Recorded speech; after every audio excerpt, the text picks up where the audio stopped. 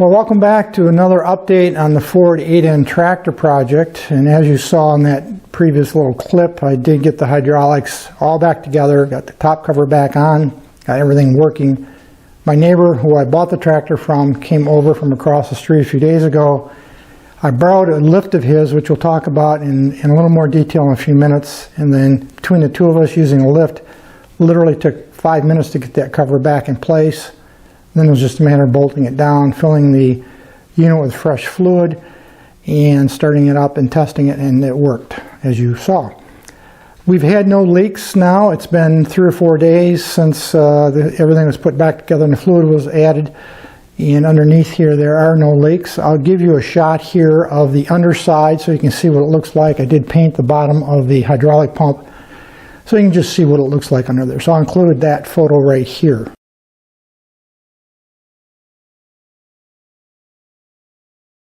You'll also notice that I did paint or start to paint a few items here, the PTO and the sway chain attaching brackets there. My thinking on painting is as I go, small parts that are easily paintable, I'm going to paint as I go. And the point here is not a restoration. Someday, maybe, we'll see, I might get around to repainting the whole frame of the tractor. That's quite a bit larger undertaking that I'm not going to entertain at this point. I'm more concerned about the mechanicals, as I've shared several times, but the smaller items like you see here that I can easily paint while they're off the tractor, I'm going ahead and doing that. The reason the sway chains are not hooked up yet to the brackets is it's only been a week or so since I painted those sway chains, or rather the brackets and the clevises, and though the paint's dry, it's not cured, so I'm in no rush to connect things up. This tractor won't be used probably for 4 or 5 months from this point, and I'm just going to let them dry thoroughly and cure out before I hook up the go-ahead connector, hook up the sway chains. But you will see various bits and pieces being painted as I go forward that I can easily do. It is winter outside right now, and I don't have provisions for painting inside, so I have to wait for decent days or figure out a way to work around the weather because I can't paint outside per se. The hydraulics themselves, just to reiterate what I did do, I replaced the cylinder, that's the ram cylinder, with a new aftermarket, a new piston, NAA style piston with the large O-ring style, a seal with a Teflon backer. I did not use the original leather type backer that you can still get aftermarket. I went with a still available from New Holland Teflon backer and to replace the leather seal. The pivot pin that rides on that cast in cam shape configuration inside for the draft control, I replaced that pin. I rebuilt the pump itself, new valves, cleaned it thoroughly, new gaskets. I am going to be installing an overrun clutch right here. Let me show this to you.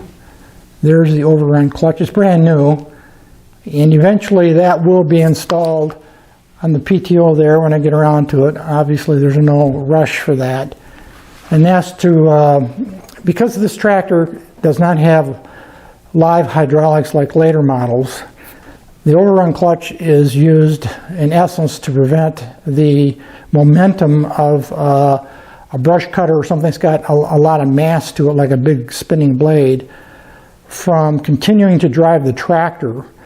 Because what will happen without an overrun clutch, if you push the tractor clutch in there to stop, the PTO is still spinning and or still connected through the whole mechanism, and the momentum of the blade will literally, pushing in the clutch won't do anything. It'll tend to push and keep pushing the tractor, and it's a safety issue essentially. And the overrun clutch prevents that from happening by a ratcheting mechanism. So I will install that here eventually. There are a few other things that I think I'd like to talk about, so let me zoom in on them individually and we'll talk about them in a little more detail.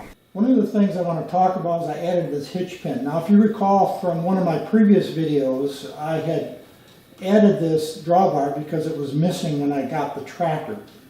It was suggested to me in a comment on that video that this was an aftermarket item. and that's not correct.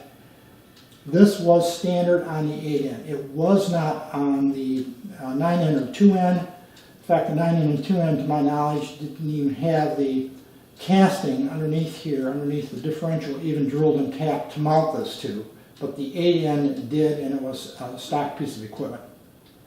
The pin right here, I got aftermarket. It looks like that. And remember, I hope you remember, I discussed that there's a spring up underneath here, that this is spring loaded. It pushes up against the spring tension, you turn it, and then it latches down in place. Now, whether I will ever actually use this or not, ever use that or not, I don't know. I do have a wagon that I might pull around from time to time, but I thought it wasn't expensive. It was like $4 or $5 or something like that. I just add the pin in and I always got it. The idea, of course, is you won't lose it when you latch it in like that, and it's a pretty heavy piece of steel. You'll notice I added a new hydraulic lift yoke pin right there. It goes all the way through. It's got chains on each side to hold the retaining clips so that you can pull the clips out and pull that pin out if you need to. What originally was in there was this. Just a bolt. I asked my neighbor about that, and he said he put that in there because the pin was missing when he got the tractor after his father passed away, and he found this bolt in his stash, and he said it's off a telephone pole, believe it or not. Anyway, I picked that yoke pin up aftermarket, perfect fit. That's what it was designed for, and I thought it'd be a nice touch just to finish that off. Eventually, I might paint that. I just haven't got around to it. I also replaced this stud right here. There's two studs that hold the seat spring on here and here. This is the original. This stud actually had a bolt right there. That's the bolt that came out of there, which is actually too short, a little bit too short.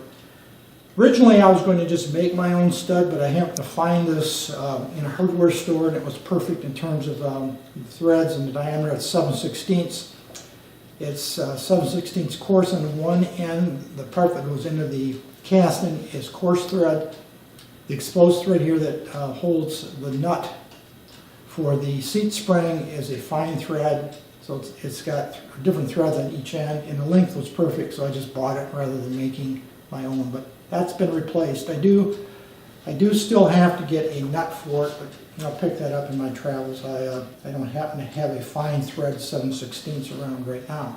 Now we're going to move around to the right side of the tractor because there's a couple of things I want to talk about over there, and we're going to get into what's next now that I got the hydraulics working. You can see I added a new muffler, which I picked up at my local tractor supply. I think that was around $50 US, something like that. That's temporary. I only put it on now because I want to run the tractor to test the hydraulics and get that part of the project settled. Now that we're all but done with the hydraulics, I'm going to move on to the checking the valves and maybe getting the head work, which now we're going to talk about in a little more detail. So what's next for the project? Well, as I just alluded to, I'm going to get into the valves. So in order to do that, I'm going to have to pull the manifold off, well, the muffler come off, the air pipe to the carburetor from the air cleaner, the manifold. I'll swing the generator down and out of the way. Carburetor will come off. Whether I do anything with the carburetor or not, I don't know yet. It's running pretty good, so I might leave well enough alone. Might open up the float bowl just to see how clean it is, but I think my neighbor did that last fall when I picked this up. My next step is going to be to get at the valves back here. There's two plates. There's one here, that fit up against the block. They do leak oil, of course. And check out the valve adjustments. As you may recall from a previous video, I did mention the compression test showed cylinders 3 and 4. That would be the number 3 and number 4 are a little light on compression. Number 2 wasn't great, but number 3 and 4 were, I think, around 80 psi, pounds per square inch. A little bit on the light side, though it runs good and it starts good. You might have noticed it wisped a little bit of smoke when it was running for the hydraulics at the beginning of this video. So it's got a little smoke thing going on there. I don't know what that is right now. I would like to think it's not the rings. If it is, that's quite a bit bigger project than just doing the valves. I would suspect it might be the rings, but I don't know. I am not going to do a major on this engine at this point. When I say major, I'm not gonna split the tractor here, pull the front end off, so that I can get at the crank and all that. That might be next year if, in fact, it has to be done. That wouldn't be this winter. It'd probably be next winter. Right now, though, I'm gonna check the valves, see the adjustments, see what kind of valves are in there, because Ford did make an engineering change around this model year, and I don't know what's going on in there. That will probably lead me to pulling the head off so that I can get at the valves from the top, and whether I can do a simple relapping, replace the valves with new, see if they're burned. I don't know what I'm going to get into, but that's probably going to be an inevitable step, which is to pull the head. So valve work is really the next major thing I'm planning on right now. Once I've got that settled, then I'm going to do a rewire of the tractor. I'll do a complete rewire of everything. That wiring is, most of it is original. There are some pieces you can see over here at the distributor where someone has patched in some more modern wire, but you can see the cloth covered loom in many places that is original to the tractor. And my plan is, once I get the valves sorted out, to move on to do a complete rewire. You can buy harnesses, aftermarket harnesses, readily. They're not terribly expensive. I will probably go with an OEM style cloth covered restoration quality loom or harness while I'm doing it. I'm a bit of a stickler for originality. Those of you that have been with me for a while know that I prefer originality if at all possible. I'm not going to hack this together. I could rewire it myself, just getting some spools of wire. It's not terribly complicated, but I'm going to, I think, just purchase an aftermarket restoration quality loom. After that, probably next summer, I will get into the cooling system. I can't do that until the weather, we get on the other side of the winters. It's winter here now, and in order to do the cooling system, I really need to take it outside to flush it. I'm not going to flush it in here in the shop. I have water going all over the place and old coolant and goop and goo. I'll take it outside where I can do it out in the gravel driveway and do a proper block flush. I will probably replace the radiator at that time. There is no thermostat. Thermostat goes in the top hose right here, by the way. There's no thermostat, which for whatever reason seems to be common. People yanked the thermostat out of these. Don't know why they would do that, but they did. And very common apparently. But I'll put a new hoses, top and bottom, probably a new radiator, new thermostat, etc.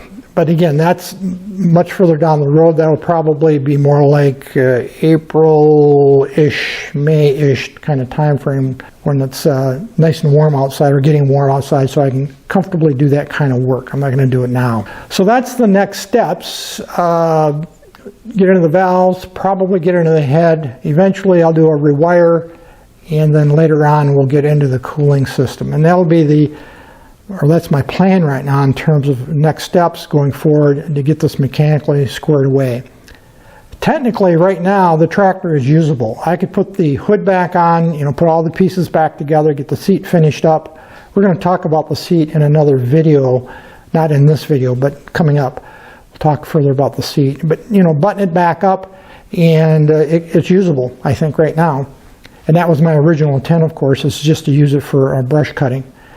But since I've got the whole winter in front of me, and most of the winter in front of me, I've got these other things I think I'm going to get into and just keep going for now. Here's a view of the hydraulic lift that my neighbor brought over. That's the person I bought the tractor from, and the person that helped me put the cover, the lid back on the hydraulic unit. He told me just to keep it for now.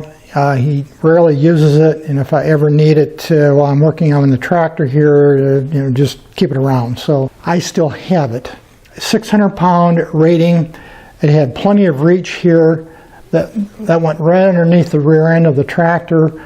The boom had plenty of lift or height to it. It's all the way down right now, but we had plenty of stroke to lift it up. It worked perfect for what we needed for this size project.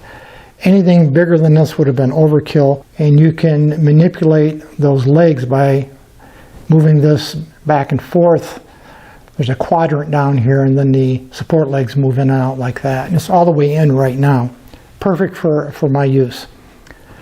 That's going to be it for the video today, folks. Any issues, questions, thoughts, drop me a note. Otherwise, as usual, thanks for watching.